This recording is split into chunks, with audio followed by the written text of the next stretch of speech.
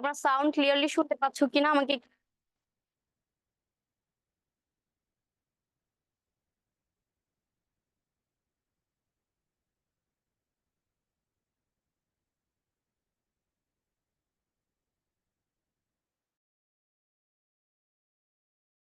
Sound শুনতে পাচ্ছ সবাই? যারা জয়েন হয়েছো যদি সাউন্ড শুনতে পাও একটু জানাও, তাহলে হচ্ছে ক্লাসটা শুরু করব। শুনতে পাচ্ছ সবাই? আচ্ছা, আহাদ লিখেছো, জি ম্যাম শোনা যায়, ঠিক আছে। ওকে, ক্লিয়ার। জি ঠিক আছে। আচ্ছা, আসসালামু আলাইকুম এভরিওয়ান, সবাইকে সেটআপে স্বাগত জানাচ্ছি। আজকে তোমাদের ইংলিশ লিটারেচার লেকচার নাম্বার হচ্ছে 5। তোমাদের সঙ্গে স্ক্রিন টিচার হিসেবে আছে নুসরাত জাহান লাজ আপু। তোমাদের যদি কোনো প্রশ্ন থাকে তাহলে কমেন্ট বক্সে করতে পারো, আপু তোমাদের রিপ্লাই করবে। আচ্ছা, তাহলে আমরা ক্লাসটা হচ্ছে শুরু করি, তোমরা হচ্ছে জয়েন হয়ে যাও সবাই। আচ্ছা, তো আজকে আমাদের যে চ্যাপ্টার সেটা হচ্ছে চ্যাপ্টার 4, টোনস ইন স্টেটমেন্টস। আজকে আমাদের এই চ্যাপ্টার নিয়ে পড়া হবে। তবে হচ্ছে লেকচার 4 যেটা গত ক্লাসে ছিল, ওটার কিছুটা লাস্টে কিছু অংশ আমরা হচ্ছে বলেছিলাম পরের ক্লাসে পড়াবো। যেহেতু সময় ছিল না এবং অনেক দীর্ঘ ক্লাস হয়ে গেছিল, তো ওটা আমি স্কিপ করেছিলাম। তোমাদেরকে বলেছিলাম যে এই ক্লাসে হচ্ছে সেটা একটু পড়িয়ে দেব। তো প্রথমে আমরা লেকচার 4 এর যে অংশটা বাকি ছিল সেটা আগে একটু দেখবো। ঠিক আছে, চলো ক্লাসটা শুরু করি। আচ্ছা, আজকে চ্যাপ্টারের নাম আগেই বলেছি, চ্যাপ্টার 4, তোমাদের টোনস ইন স্টেটমেন্ট এই চ্যাপ্টার। আচ্ছা, আজকের লেকচারে যা যা থাকছে সেটা হচ্ছে making connection between you and me 2.4.1। এটা হচ্ছে তোমাদের লেকচার 4। লেকচার 4 এর এই 2.4.1 এই অংশটা হচ্ছে বাকি ছিল, ওটা হচ্ছে আগের ক্লাসে শেষ করা হয়নি, তো এই ক্লাসে হচ্ছে শেষ করব বলেছিলাম। আচ্ছা, এরপরে হচ্ছে 2 নাম্বার ক্লাস রিলেটেড ভোকাবুলারি থাকবে। তারপরে let's match your feeling or emotions 4.1.1। তারপরে ম্যাচিং দ্য কলাম 4.2.1। তারপরে হচ্ছে অ্যানসারিং কোয়েশ্চেন্স 4.2.2। আর লাস্ট তোমাদের জন্য থাকবে হোমওয়ার্ক। আচ্ছা,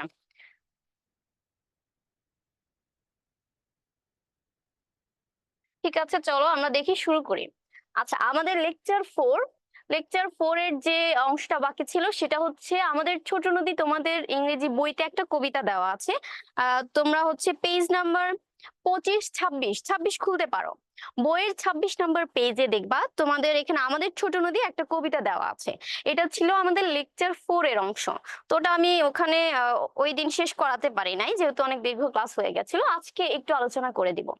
আচ্ছা, এখানে কি কি লেখা আছে আমি বই থেকে সরাসরি পড়ছি, তোমরা হচ্ছে বইটা ধরতে পারো অথবা এই যে বোর্ডে দেওয়া আছে একটু দেখতে পারো। আচ্ছা, এখানে পড়ানোর আগে আমি একটু বলে রাখি তোমাদের এখানে আসলে মেইনলি কি করতে বলা হয়েছে।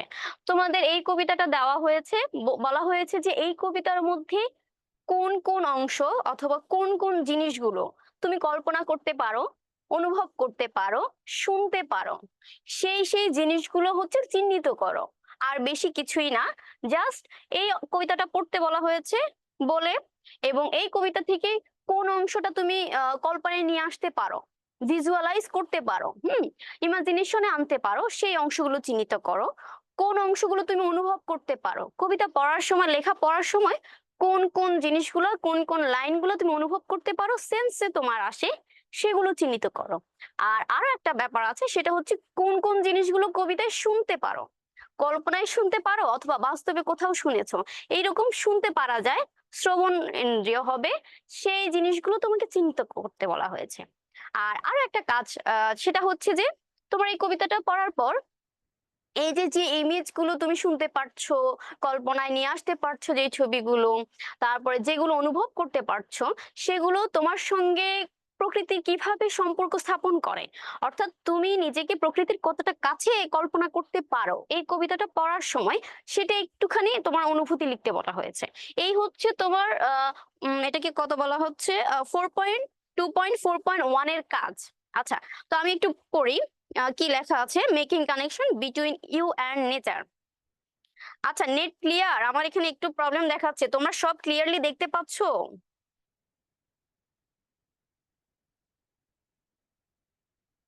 এখানে কি আমার নেটের সমস্যা? ওখানে ক্লিয়ার? আচ্ছা, তোমরা সব দেখতে পাচ্ছ তো না? শুনতে পাচ্ছ তো ঠিক মতো? আচ্ছা ঠিক আছে। আচ্ছা, ফারাবি লিখেছো? জি ক্লিয়ার, ঠিক আছে। আচ্ছা, নাও সিলেক্ট আ পোয়েম। এবার তোমাদের একটি কবিতা চিহ্নিত করতে বলা হয়েছে, হ্যাঁ? ইন বাংলা আর ইংলিশ। হয় বাংলাতে সিলেক্ট করতে পারো কবিতা চাইলে তোমার পছন্দ অনুযায়ী, না হলে ইংলিশে সিলেক্ট করতে পারো। ফ্রম ইউর টেক্সট বুক, তোমার পাঠ্য বই থেকেও করতে পারো, অর এনি আদার বুক, অথবা অন্য যে কোনো বই থেকেও করতে পারো। That displace the beauty of nature. আচ্ছা, যে কবিতাটা প্রকৃতির সৌন্দর্য তুলে ধরে। আফরিন, বইটা নাও, বিরক্ত করতেছো।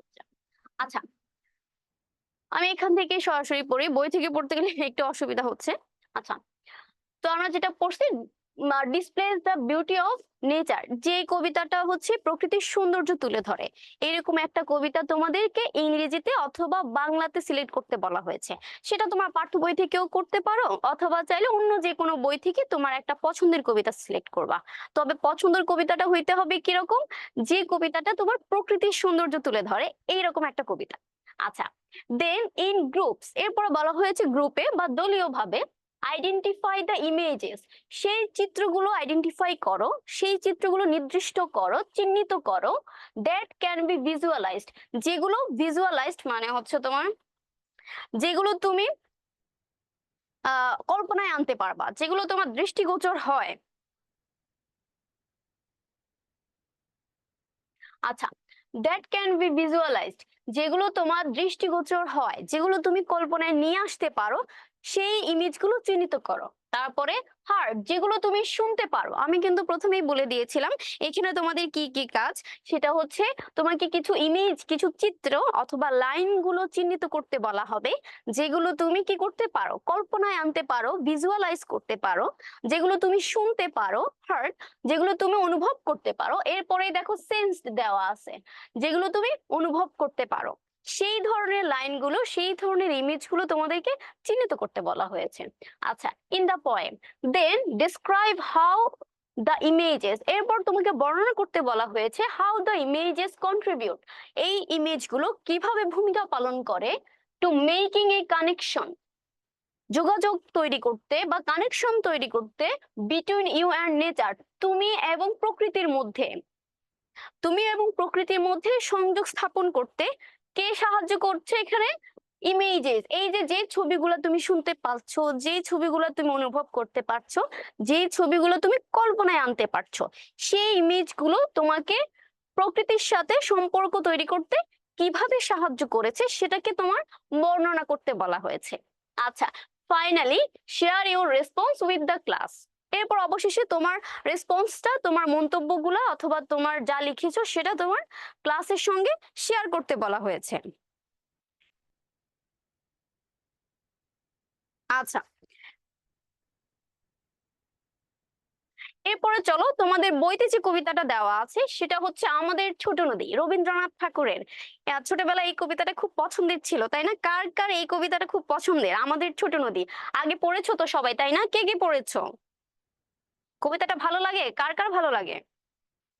আর কোন ক্লাসে পড়েছো মনে আছে? আমার কিন্তু মনে নাই যে আমাদের ছোট নদী আসলে কোন ক্লাসে ছিল, আসলে আমার মনে নেই। তোমাদের কারো মনে আছে? বলতে পারবা এই কবিতাটা ঠিক কোন ক্লাসে? কে কে পড়েছো? কার কার ভালো লাগে এই কবিতাটা? তোমাদের সাহায্যের জন্য তোমাদের বইতে একটা কবিতা দেওয়া আছে, সেটা হচ্ছে আমাদের ছোট নদী, রবীন্দ্রনাথ ঠাকুরের। আচ্ছা, এরপর দেখো আমাদের ছোট নদী, এটা তোমরা মোটামুটি সবাই পড়েছো, তারপর একটুখানি আমি তোমাদের জন্য পড়ে দিচ্ছি। আমাদের ছোট নদী, রবীন্দ্রনাথ ঠাকুর। আচ্ছা, আমাদের ছোট নদী চলে বাঁকে বাঁকে, বৈশাখ মাসে তার হাঁটু জল থাকে। তুমি কবিতাটা পড়ার সময় কিন্তু চিহ্নিত করে ফেলতে পারবা যে কোন কোন ইমেজ গুলো তোমার ভিজুয়ালাইজড, কোনগুলো তোমার শুনতে পারা যায়, কোনগুলো তোমার অনুভব করা যায়, তাই না? যেমন আমাদের ছোট নদী চলে বাঁকে বাঁকে, বৈশাখ মাসে তার হাঁটু জল থাকে, এই যে তোমার বাঁকে বাঁকে চলছে নদীটা, নদীটা হাঁটু জল থাকছে, বৈশাখ মাসে তোমার পানি একদম উপচে পড়ে, এই জিনিসগুলো কিন্তু আমরা কল্পনায় নিয়ে আসতে পারি, তাই না? আচ্ছা, আহাত পড়েছো? ঠিক আছে, কোন ক্লাসে থাকতে পড়েছো মনে আছে? আচ্ছা, তার মানে বৈশাখ মাসে যে আমাদের হাঁটু জল পর্যন্ত পানি হয় বর্ষার কারণে, তারপরে আমাদের ছোট নদীটা যে এঁকে বেঁকে চলে, এই জিনিসগুলো আমরা কি করতে পারি, ভিজুয়ালাইজ করতে পারি, তাই না? আমাদের কল্পনার মধ্যে চলে আসে একটা নদী যেটা এঁকে বেঁকে চলছে। তারপর বৈশাখ মাসে এই পর্যন্ত পানি থাকে, কোথাও গলা পানি থাকে, কোথাও হাঁটু পানি থাকে। এই জিনিসগুলো আমরা দেখেছি না বলতো? নিজেরা ফেস করেছি, অথবা কোনো নিউজে, অথবা বৃষ্টি আসলে গ্রামে গেলে দেখা যায়, তাই না? ক্লাস 2 তে। আচ্ছা, তোমার তাহলে মনে আছে? ক্লাস 2 এর কবিতা তোমাদের এখন দিয়ে দিয়েছে, দেখেছো? আচ্ছা, আচ্ছা, তারপরে হচ্ছে দেখো, পার হয়ে যায় গরু, পার হয় গাড়ি, দুই ধার উঁচু তার, ঢালু তার পারি। এই জিনিসগুলো, এই যে গরু যে পার হচ্ছে, এই জিনিসগুলো আমরা কল্পনায় নিয়ে আসতে পারি না? অবশ্যই পারি। তারপরে পার হয়ে গাড়ি যাচ্ছে, গাড়ি যে রাস্তা ক্রস করতেছে বা রাস্তা দিয়ে যাচ্ছে, এই জিনিসগুলো খুব কমন। এই জিনিসগুলো আমরা চাইলেই আমাদের ইমাজিনেশনে আনতে পারি, চাইলে ভিজুয়ালাইজ করতে পারি। এই জিনিসগুলাই বলা হয়েছে যে কোন কোন চিত্রগুলা কবিতা পড়ার সময় তুমি কল্পনায় আনতে পারো। তাহলে তোমরা একটু বলো তো, এখানে কোন কোন আর্ট জিনিসগুলো আছে যেগুলো তুমি ভিজুয়ালাইজ করতে পারো অথবা কল্পনায় নিয়ে আসতে পারো? যেমন চিকচিক করছে বালি, বা কোথাও কাদা নেই, একধারে কাশবনে ফুলে ফুলে সাদা। এই যে কাশবনটা ফুলে ফুলে সাদা, এটা অবশ্যই আমাদের ইমাজিনেশনে আসে, তাই না? আমরা চোখ বন্ধ করলে অথবা চোখ খোলা রেখে কল্পনায় দেখতে পারি যে আসলে কাশ ফুলগুলো কি সুন্দর সাদা সাদা হয়ে হচ্ছে নদীর কিনারায় ফুটে আছে, তাই না? তারপরে এই যে স্বচ্ছ পানি যেটা হয়, কোথাও কাদা থাকে না, স্বচ্ছ পানি, ওই স্বচ্ছ পানিগুলোও কিন্তু আমরা কল্পনায় নিয়ে আসতে পারি, তাই না? তাহলে এই জিনিসগুলাই হচ্ছে, এই ইমেজ গুলাই হচ্ছে আমরা ভিজুয়ালাইজ করতে পারি। আচ্ছা, এরপরে দেখো, কিচিমিচি করে শেফা শালিকের ঝাঁক। আচ্ছা, এই যে পাখির কিচিমিচি শব্দ, সবাই শুনেছো না? হুম, কিচিমিচি শব্দ, পাখির কিচিমিচি শব্দ শুনেছো? হ্যাঁ, শুনেছো। তার মানে এই জিনিসটা তুমি শুনতে পাও, এটা hard, it can B hard. তুমি এই জিনিসটা শুনতে পারো, তার মানে এই ইমেজটাই, এই জিনিসটাই আমরা শুনতে পারি, তাই না? শিয়ালের তারপরে শিয়ালের হাঁক, শিয়াল যখন ডাকে, সেই জিনিসটাও আমরা শুনতে পারি, তাই না? রাতে রাতে ওঠে থেকে থেকে শিয়ালের হাঁক, শিয়ালের হাঁক মানে শিয়ালের ডাক। তার মানে শিয়ালের ডাক, পাখির কিচিমিচি শব্দ, যত ধরনের সাউন্ড আছে সবগুলাই কিন্তু আমরা শুনতে পারি। তাইলে এই ইমেজ গুলাই আমরা চিহ্নিত করব। এখানে অলরেডি আমরা কিছু ইমেজ চিহ্নিত করেছি যেগুলো হচ্ছে আমাদের ভিজুয়ালাইজ করা যায়, এটাও ভিজুয়ালাইজ করা যায়। আর এই জিনিসটা হচ্ছে শোনা যায় বা hard, it can B hard. আচ্ছা, এরপরে আসো, এইটুক সবাই বুঝেছো? ভিজুয়ালাইজ বলতে কি বোঝানো হয়েছে, হার্ড এবং সেন্সড বলতে কি বোঝানো হয়েছে? সবাই একটু ক্লিয়ার হয়েছো? বা কবিতা থেকে মানে এখন আইডেন্টিফাই করতে পারবা কোন কোন কোন লাইনগুলো আমরা কল্পনায় আনতে পারি, কোন কোন লাইনগুলো আমরা শুনতে পারি?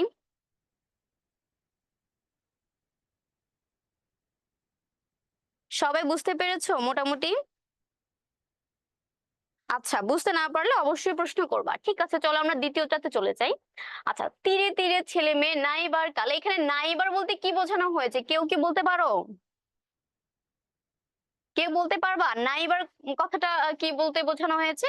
নাইবার বলতে গোসল করাকে বোঝানো হয়েছে, অর্থাৎ স্নান করাকে বোঝানো হয়েছে অথবা গোসল করাকে বোঝানো হয়েছে। আচ্ছা, তীরে তীরে ছেলেমেয়েরা যখন গোসল করতে নামে বা স্নান করতে নামে, তখন কি করে? গামছায় জল ভরি গায়ে তারা ঢালে, অর্থাৎ গামছার মধ্যে। আচ্ছা, শিফা লিখেছো গোসল করা বোঝানো হয়েছে, একদম ঠিক বলেছো। এটা হচ্ছে নাইবার বলতে বোঝানো হয়েছে গোসল করা অথবা স্নান করা বোঝানো হয়েছে। আচ্ছা, তো তারা হচ্ছে গোসল করার সময় কি করে, স্নান করার সময় কি করে? গামছায় জল ভরে এবং সেটা গায়ে ঢালে। আচ্ছা, এই জিনিসগুলো আমরা কি করতে পারি, ভিজুয়ালাইজ করতে পারি, যে কিছু ছেলে মেয়ে, ছোট ছোট ছেলে মেয়ে নদীতে গোসল করতে গেছে অথবা তোমার পুকুরে স্নান করতে গেছে, এবং ওরা কি করছে, ওড়নায় অথবা গামছার মধ্যে জল নিয়ে তোমার গায়ে ঢালছে।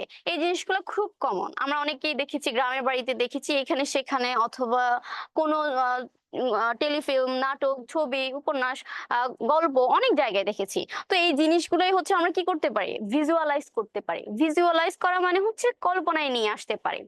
আচ্ছা, এরপরে দেখো, সকালে বিকালে কভু নাওয়া হলে পরে আঁচলে থাকিয়া তারা ছোট মাছ ধরে। বলতেছে যে সকাল বিকাল কোন সময় যদি তাদের গোসল করার সময় হয়, তখন তারা কি করে, আঁচল দিয়ে দিয়ে, শাড়ির আঁচল, ওড়নার আঁচল দিয়ে মাছ ধরে। এটা তোমরা গ্রামে গেলে দেখতে পাবা, যারা গ্রামে গিয়েছো, কখনো পুকুরে কাউকে মাছ ধরতে দেখেছো কিনা, যদি দেখে থাকো তাহলে এই জিনিসগুলা হচ্ছে বুঝতে পারবা। আচ্ছা, আচ্ছা, এরপরে দেখো, আষাঢ়ে বাদল নামে নদী ভর ভর, মাতিয়া ছুটিয়া চলে ধারা খরতর। আচ্ছা, আষাঢ়ে যখন বাদল নামে, বাদল মানে খুব বেশি বৃষ্টি হয়, তখন কি হয়, নদী ভরা ভরা হয়ে যায়, একদম পানিতে টইটুম্বুর হয়ে যায়, কোথাও পানি খালি থাকে না, পানি উপচে পড়ে, এই জিনিসটাই বোঝানো হয়েছে। আচ্ছা, মাতিয়া ছুটিয়া চলে ধারা খরতর মানে নদীর ধারাটা হচ্ছে এদিক ওদিক করে ছুটে চলে, কোথাও তুমি বর্ষার পানি আটকাতে পারবা না, এরকম একটা বিষয় বোঝানো হয়েছে। আচ্ছা, দুই কূলে বনে বনে পড়ে যায় সারা, বর্ষার বর্ষার উৎসবে জেগে ওঠে পাড়া। এই যে এখানে জেগে ওঠে পাড়া, বনে বনে তোমার পড়ে যায় সারা, এই সারা পাড়া এই জেগে উঠতেছে, এই জিনিসগুলো আমরা কি করতে পারি, শুনতে পারি, তাই না? কোথাও সারা জেগেছে, তার মানে আমরা ওইটা, ইট ক্যান বি হার্ড, আমরা এটা শুনতে পারে। আচ্ছা, পাড়া জেগে উঠতেছে মানে হই হুল্লা করতেছে, অনেক আনন্দ মজা করতেছে, এই জিনিসগুলো আমরা কি করতে পারি, শুনতে পারি। আচ্ছা, এরপরে চলো, আচ্ছা এবার আসো মেইন জিনিস, আমাকে একটু পানি দাও।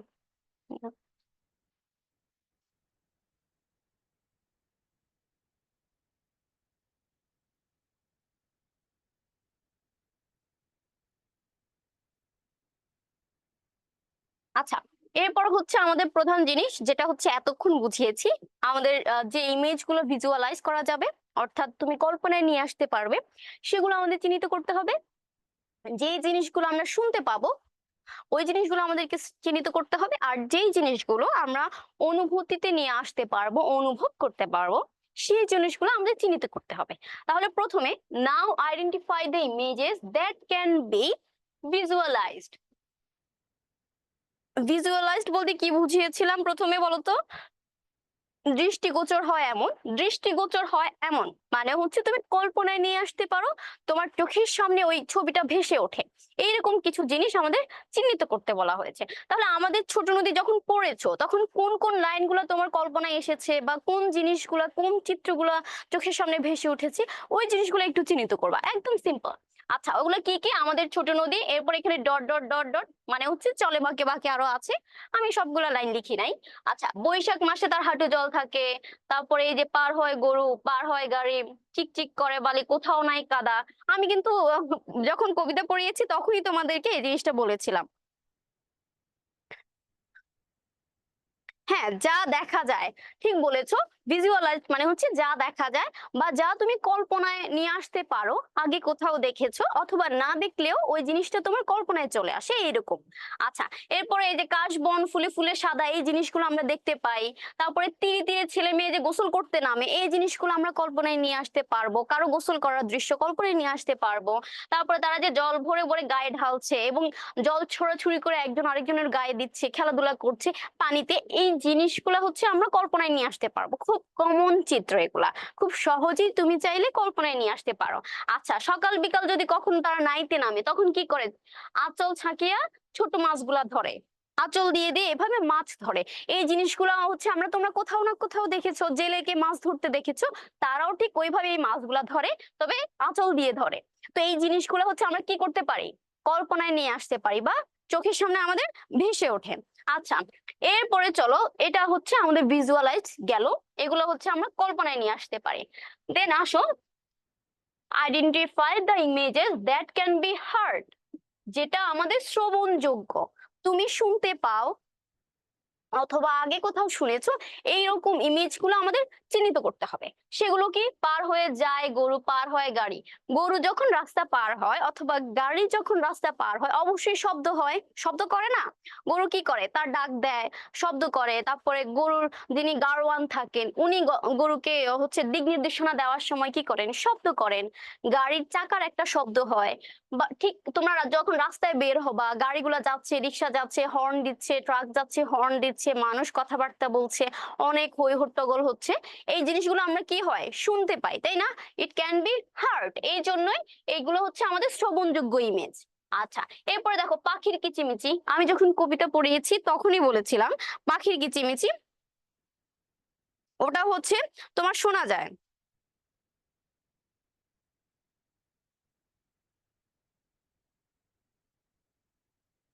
আচ্ছা আফরিন, নেট কিন্তু শেষ, আমি কিন্তু জুমে নাই, সমস্যা হবে না তো, না? ঠিক আছে, তোমার ফোনটা রেখে দাও। আছি তো আমি। হুম। আচ্ছা ঠিক আছে। আহ এরপরে দেখো, আচ্ছা, কিচিমিচি করে পাখির ডাক যেটা আমরা শুনতে পাই। তারপরে হচ্ছে শালিকের ঝাঁক যখন একসঙ্গে উড়ে যায় তাদের পাখা ঝাপটানির একটা শব্দ হয়, তাই না? অনেকগুলো পাখি যখন একসঙ্গে উড়ে যায় কিচিমিচি শব্দ হয়, অনেক শব্দ হয়। এই জিনিসগুলো আমরা শুনতে পাই। তারপর রাতে ওঠে থেকে থেকে শিয়ালের হাঁক। রাতে যখন কোনো পেঁচা ডাক দেয়, শিয়ালে ডাক দেয়, কুকুরে ডাক দেয়, তখন সেই জিনিসগুলো আমরা কি করি? শুনতে পাই, তাই না? তার মানে দ্যাট ক্যান বি হার্ড। এই জিনিসগুলো আমাদের শ্রবণযোগ্য ইমেজ। এরপরে দেখো, আষাঢ়ে বাদল নামে নদী ভর ভর মাতিয়া ছুটিয়া চলে ধারা খরতর। যখন আষাঢ় মাসে খুব বেশি বৃষ্টি হয় তখন সেটা আমরা কি শুনতে পাই না? তোমরা বৃষ্টির শব্দ শুনতে পাও? এই যে মনে হয় আজকেও বৃষ্টি হয়েছে, তো সবাই বৃষ্টির শব্দ শুনেছো না? সেই জিনিসটাই হয়, বাদল যখন নামে তখন বৃষ্টির অনেক শব্দ হয়। নদীর পানিগুলো যখন অনেক ঢেউ উঠে, তখন একদম ভর ভর হয়ে যায়, ঢেউ উঠে, তখন সেই শব্দগুলো আমরা শুনতে পাই। তার মানে এই ইমেজগুলো দ্যাট ক্যান বি হার্ড, এই জিনিসগুলো আমাদের শ্রবণযোগ্য। আচ্ছা, দুই কূলে বনে বনে পড়ে যায় সারা। এই যে সারা পড়ে যায়, বনে বনে পাখিরা গেয়ে ওঠে, কিচিমিচি শব্দ হয়, বৃষ্টির শব্দ হয়, এই জিনিসগুলো আমরা শুনতে পাই। তারপরে বর্ষার উৎসবে জেগে ওঠে পাড়া। বর্ষার উৎসবে জেগে ওঠে পাড়া, পাড়ার মানুষগুলা হই হট্টগোল করে। তারপর অনেকে বৃষ্টিতে ভিজতে নামে, গান গায়, অনেক কিছু করে। ওই জিনিসগুলো হচ্ছে আমাদের শুনতে পাই আমরা, এগুলোই হচ্ছে আমাদের শ্রবণযোগ্য ইমেজ, ঠিক আছে? আচ্ছা, এরপরে আসো যে জিনিসগুলো অনুভব করা যায়। আচ্ছা, that can B sensed. Sensed মানে হচ্ছে তুমি তোমার ষষ্ঠ ইন্দ্রিয় দিয়ে ওগুলো অনুভব করতে পারবা।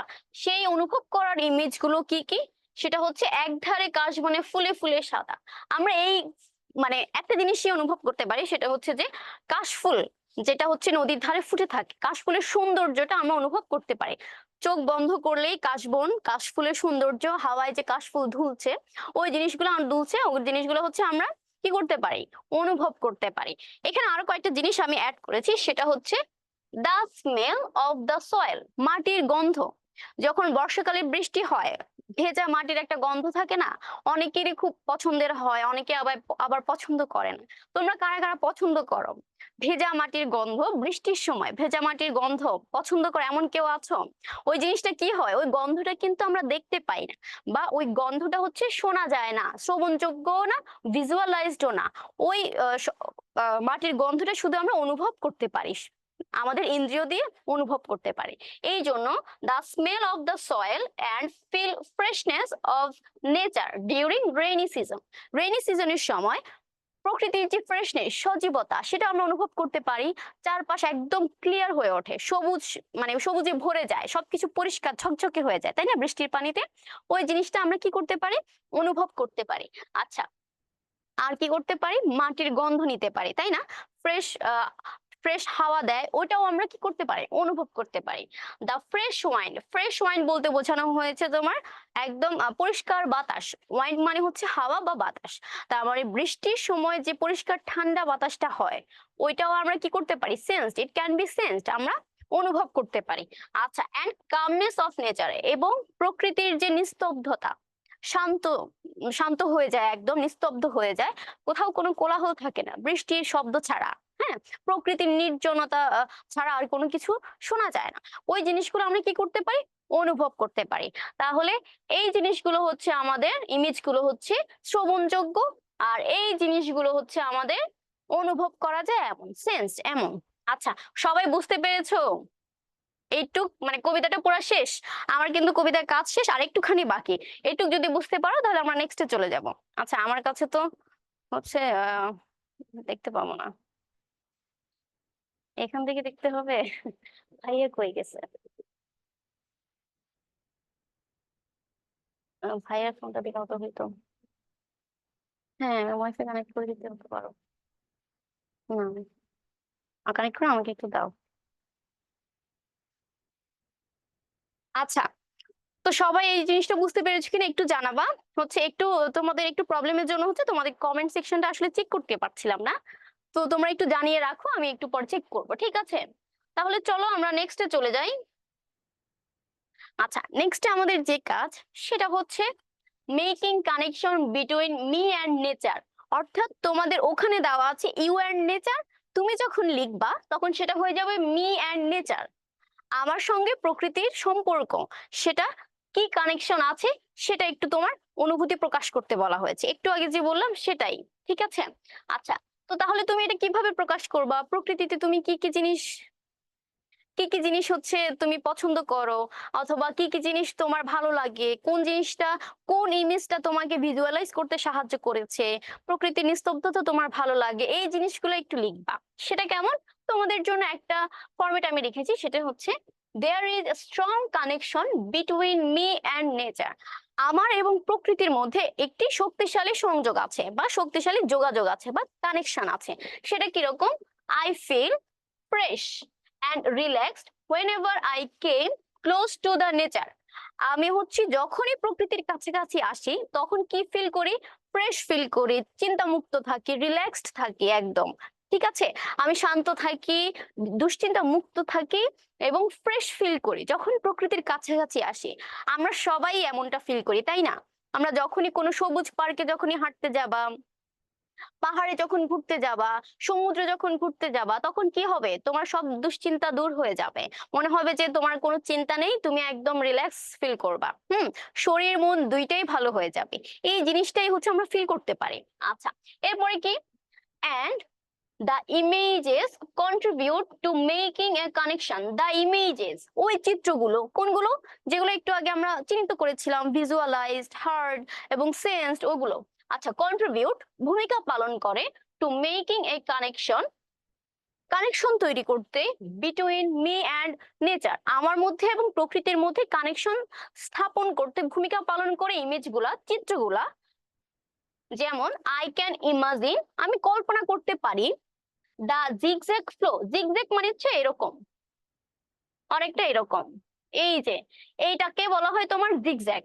তো নদীর যে কবিতায় বলা ছিল যে কি বলে, নদীটা কি ছিল? আঁকাবাঁকা ছিল, অর্থাৎ জিগজ্যাগ ছিল। তো ওই জন্য আমি এখানে রেখেছি I can imagine the zigzag flow, নদীর জিগজ্যাগ ফ্লোটা আমরা হচ্ছে কি করতে পারি? কল্পনা করতে পারি। অফ দ্য রিভার, নদীর জিগজ্যাগ ফ্লোটা আমরা কি করতে পারি? অর্থাৎ আঁকাবাঁকা যে ফ্লো, প্রবাহ, আঁকাবাঁকা নদীর প্রবাহটা আমরা কল্পনা করতে পারি। আচ্ছা, I can hear the rhythmic sound of the flow. আমি হচ্ছে ওই নদীর যে আঁকাবাঁকা ফ্লোটা যায়, প্রবাহটা যায়, তার যে ছন্দময়, রিদমিক মানে হচ্ছে ছন্দময়, তার সেই ছন্দময় গতিটা আমি কি করতে পারি? শুনতে পারি। এটা হচ্ছে আমাদের শ্রবণযোগ্য ইমেজ। আচ্ছা, এরপরে আসো, I can imagine the beauty of Catkins flower. কেউ জানো হোয়াট ইজ ক্যাটকিন্স ফ্লাওয়ার?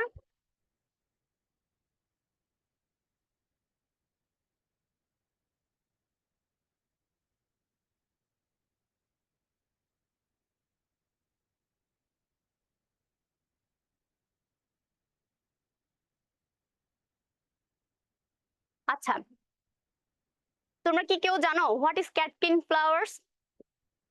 কোন ধারণা করতে পারছো ক্যাটকিন্স ফ্লাওয়ার মানে কি? আজকে একটা নতুন শব্দ শেখো। ক্যাটকিন্স ফ্লাওয়ার মানে হচ্ছে কাশফুল, ওটাকে তোমার কাশ ফ্লাওয়ারও বলা হয়, বাট আরো আরো একটা শব্দ, সেটা হচ্ছে ক্যাটকিন্স ফ্লাওয়ার। ক্যাটকিন্স ফ্লাওয়ার মিন্স হচ্ছে কাশফুল। আচ্ছা, এটা একটা নতুন শব্দ, শিখে রাখো। ক্যাটকিন্স ফ্লাওয়ার মিন্স হচ্ছে কাশফুল। আচ্ছা, তাহলে আই ক্যান ইমাজিন, আমি কল্পনা করতে পারি, দ্য বিউটি, সৌন্দর্য, অফ ক্যাটকিন্স ফ্লাওয়ার, কাশফুলের সৌন্দর্যটা আমি কি করতে পারি? কল্পনায় নিয়ে আসতে পারি, অর্থাৎ ইট ক্যান বি ভিজুয়ালাইজড। আচ্ছা, and the melodious chipping of the bird, melodious মানে হচ্ছে সুমধুর, মধুর বা সুমধুর। আচ্ছা, আচ্ছা, মেলোডিয়াস চিরপিং, চিরপিং মানে হচ্ছে কিচিরমিচির করা, পাখিদের কুজন, যেটা একটু আগে আমরা পড়েছিলাম, কিচিমিচি করে, ওই যে পাখির যে লাইনটা ছিল ওটা। আচ্ছা, তো কিচিমিচি করে পাখির সুমধুর কুজন বা কিচিমিচি শব্দটা হচ্ছে শুনতে পারি, তাহলে এটা হচ্ছে আমাদের আবার আরেকটা কি? শ্রবণযোগ্য ইমেজ। আচ্ছা, তাহলে এটাই হচ্ছে আমাদের ক্লাস 4 অর্থাৎ লেকচার 4 এর অংশটা। সবাই বুঝতে পেরেছো? সবার সঙ্গে ক্লিয়ার? আমার এখানে কোনো কমেন্টস দেখাচ্ছে না। আচ্ছা, চলো আমরা হচ্ছে আজকে যে ক্লাস লেকচার 5 এ চলে যাই। লেকচার 5 এ প্রথমে তোমাদের জন্য কি রেখেছি? Class related vocabulary. আচ্ছা, সেটা কি কি? স্টেটমেন্ট, যেটা হচ্ছে আমাদের চ্যাপ্টারের নাম। স্টেটমেন্ট, স্টেটমেন্ট মানে বক্তব্য। অল্টারনেটিভ মানে বিকল্প। এক্সপ্লেইন মানে ব্যাখ্যা। থিঙ্ক চিন্তা করা, রেসপন্স সাড়া দেওয়া। আচ্ছা, এরপরে হিউমোরাস কৌতুকপূর্ণ, এই শব্দটা তোমাদের খুব লাগবে কিন্তু একটু পর। প্ল্যানেট গ্রহ, সারফেস পৃষ্ঠ, ওশেন সমুদ্র, আর কিউরিয়াস মানে হচ্ছে কৌতূহল। এই হচ্ছে আমাদের 10টা মনে হয় এখানে 10টা তোমাদের শব্দের অর্থ। আচ্ছা, এরপরে চলো আমরা মেইন ক্লাসে চলে যাই আজকে, সেটা হচ্ছে টোন। আমার চ্যাপ্টারের নাম ছিল টোনস ইন স্টেটমেন্ট। আচ্ছা, তো স্টেটমেন্ট শব্দের অর্থ তো তোমরা জেনেছো একটু আগে। স্টেটমেন্ট শব্দের অর্থ একটু আগে কি বলেছিলাম? বক্তব্য। তাহলে টোন শব্দটার কি হবে বলতো? আমি তো শুধু একটা বললাম, স্টেটমেন্ট বললাম, তাহলে টোন শব্দটার কি হবে? একটা গতি তো করতে হবে, তাই না? একটা গতি করো তো। টোন শব্দটার অর্থ জানো সবাই? টোন মানে হচ্ছে তোমার স্বরভঙ্গি, কণ্ঠস্বর। যে স্বরের ভঙ্গিতে তুমি কথা বলো তাকে বলা হয় টোন। আচ্ছা, তো তাহলে হোয়াট ইজ, চ্যাপ্টারে যাওয়ার আগে আমরা আগে দেখে নেব যে স্টেটমেন্ট কি, টোন কি, অর্থাৎ এই চ্যাপ্টারটা আসলে কি নিয়ে। এই চ্যাপ্টারটা হচ্ছে তোমাদের বিভিন্ন বক্তব্যে অথবা কথায় আমাদের যে স্বরের পরিবর্তন, কোথাও আমরা রেগে কথা বলি, রেগে কথা বলে ওটা অ্যাগ্রেসিভ টোন হয়।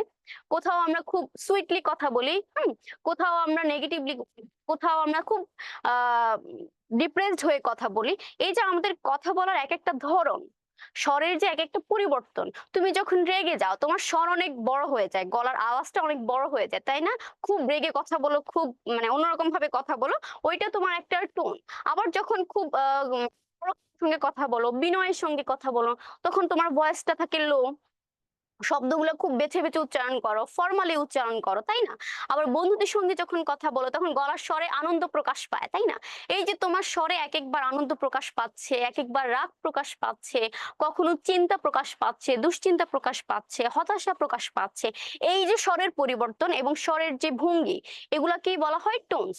আর ইনস্টেটমেন্ট মানে হচ্ছে বিভিন্ন বক্তব্যে, কোথাও গল্পে হইতে পারে, তোমার ডেইলি কনভারসেশনে হইতে পারে, যে কোনো বক্তব্যে আমাদের স্বরের যে ভঙ্গি, এবং স্বরের ভঙ্গির অনেকগুলো প্রকার আছে।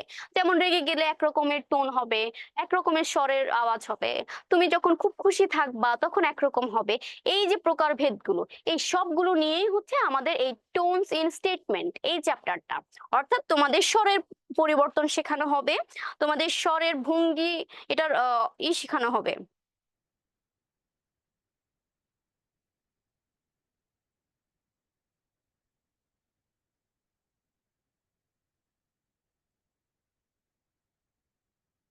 আচ্ছা, ফারাবি লিখেছে হচ্ছে আপনার ক্লাসটা ভালো লাগে, ভোকাবুলারি দেন পড়ার পর, এই জন্য। আচ্ছা, অনেক ধন্যবাদ।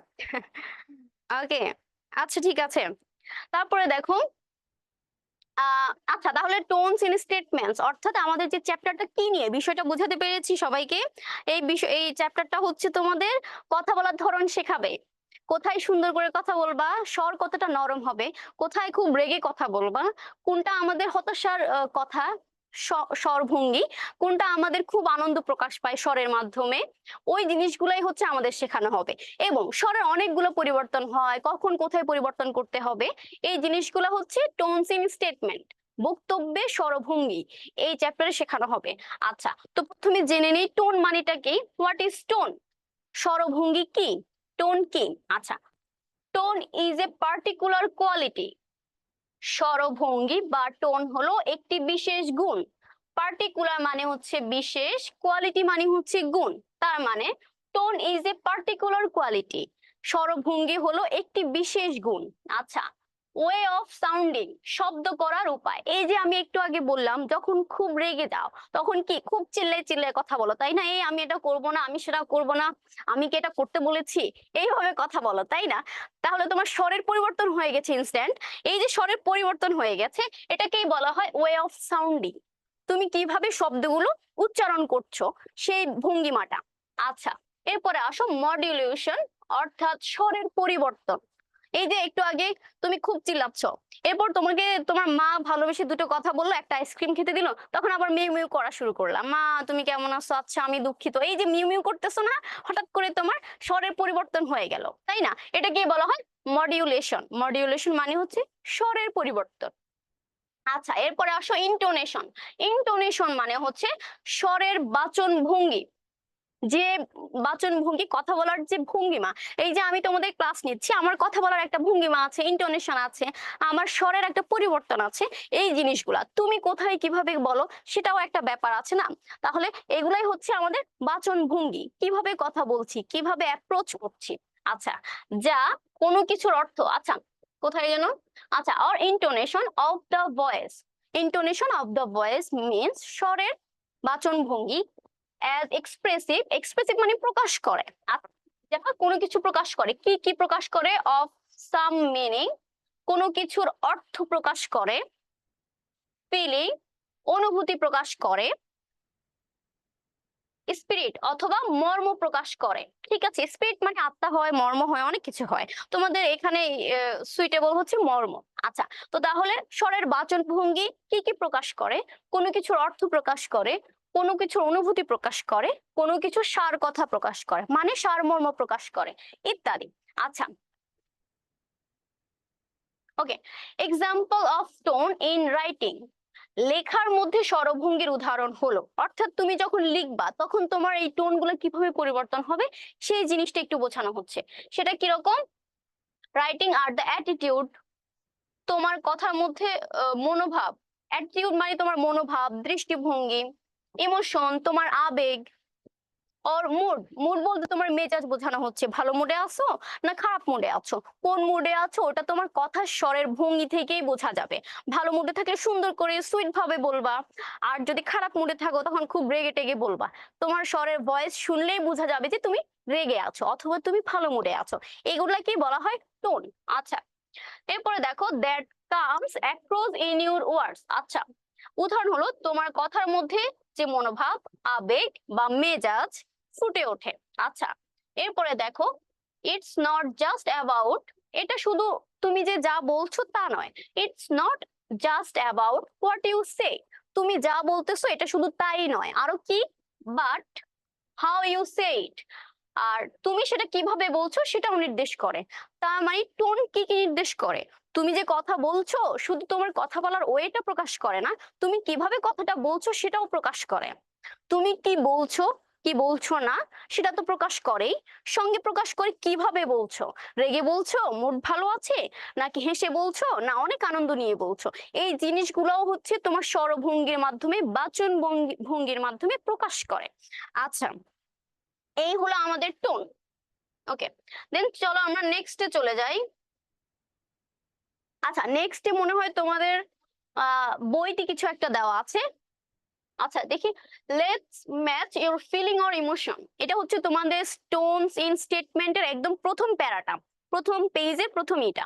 আচ্ছা, তোমার অনুভূতির সঙ্গে অনুভূতি এবং ইমোশনের কি করো, ম্যাচ করো, মিল করো।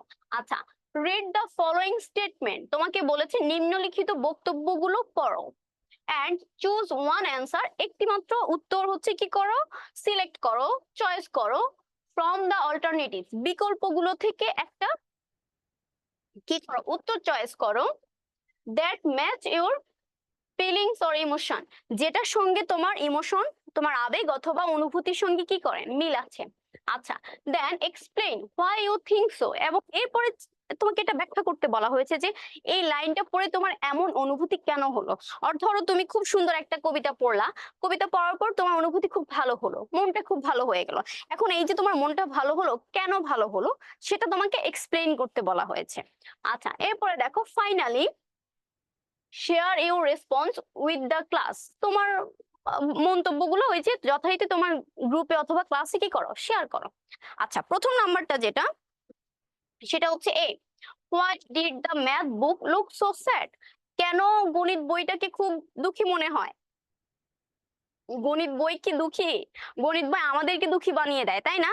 আচ্ছা, why did the math book look so sad, কেন গণিত বই খুব বেশি দুঃখজনক মনে হয় বা দুঃখিত থাকে সব সময়। আচ্ছা, because it had too many problems, গণিত বই look sad কেন, ওকে বিষণ্ণ কেন দেখায়, কারণ এটার অনেক সমস্যা আছে, এই জন্যই এটাকে কি দেখায়, বিষণ্ণ দেখায়, এটা একটা কৌতুক, তোমরা কি কৌতুকটা ধরতে পেরেছো।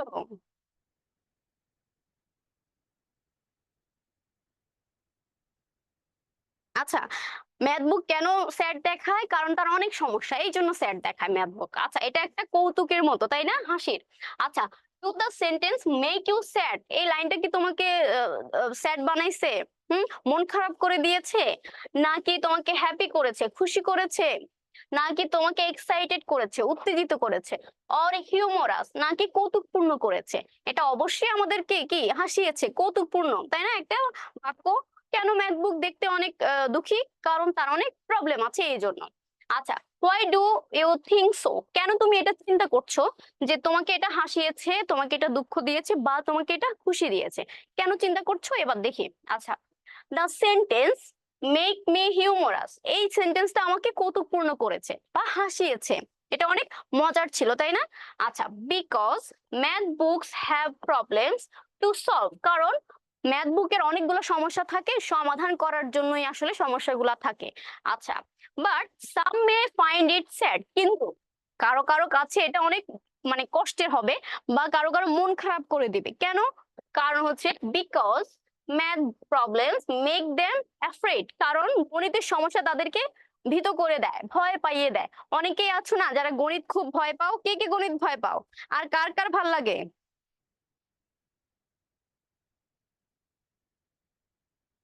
আচ্ছা, কার কার ভালো লাগে গণিত? অনেকেই হচ্ছে তোমার গণিত পছন্দ করে না, ভয় পাও, ওইটাই বলা হয়েছে যে এই লাইনটা যদিও আমাকে কৌতুকপূর্ণ করেছে বা মজা দিয়েছে, আবার অনেককে এটা মানে হচ্ছে কি করবে, স্যাড করে দেবে, বিষণ্ণ করে দেবে, মন খারাপ করে দেবে, কারণ হচ্ছে তারা কি করে, গণিতে ভয় পায়। আচ্ছা, তার মানে এই লাইনটা আমাদেরকে কি করেছে আলটিমেটলি? হিউমারাস, কৌতুকপূর্ণ, অর্থাৎ হাসিয়েছে। আচ্ছা, এরপরে দেখো বি নাম্বার। বি নাম্বার কি বলা হয়েছে? Earth is mainly covered by water, পৃথিবী হচ্ছে প্রধানত পানি দ্বারা কি থাকে, আবৃত থাকে। আচ্ছা, about 70% of the planet surface is ocean, তোমার 70%, অর্থাৎ 100%-এর মধ্যে 70%ই তোমার সমুদ্রের পানি দিয়ে আমাদের পৃথিবী পৃষ্ঠটা কি থাকে, ঢাকা থাকে। আচ্ছা, do the sentence make you sad, তোমাকে কি এই লাইনটা পড়ে কি তোমার মন খারাপ হয়ে গেছে, নাকি তুমি খুশি হয়েছো, হ্যাপি হয়েছো, নাকি কিউরিয়াস হয়েছো, কৌতূহল হয়েছে তোমার কোনো কিছু জানতে, হিউমারাস, কৌতুকপূর্ণ লেগেছে, মজা লেগেছে বা হাসি পেয়েছে, অর গিভ ইউ ইনফরমেশন, নাকি তোমাকে এটা তথ্য দিয়েছে? বলো তো, এটা কিন্তু আমাদেরকে তথ্য দিয়েছে, তাই না? আচ্ছা, আলফা রাবি লিখেছেন নীরব ভাই অ্যাডভান্স ম্যাথ ক্লাস বেশি ভালো লাগে। হ্যাঁ, আমাদের সবারও ভালো লাগে, উনি তো সবার টিচারের টিচার, বুঝছো নাই, এই জন্য। আচ্ছা, মেরুন লিখেছো খুব ভালো লাগে, আমার ভয় লাগে। হ্যাঁ, অনেকের ভয় লাগে। ম্যাথ কিন্তু মজা করে যদি পড়তে পারো তাহলে খুব মজা কিন্তু। আচ্ছা, তাহলে এই লাইনটা আমাদেরকে কি করেছে বলো তো? এই যে আমি কিন্তু তোমাদেরকে অনেকগুলো ইনফরমেশন দিলাম, সেটা কি? Earth is mainly covered by water, পৃথিবী সাধারণত কি করে, প্রধানত তোমার পৃথিবী পানি দিয়ে ঢাকা, এটা একটা তথ্য, তাই না?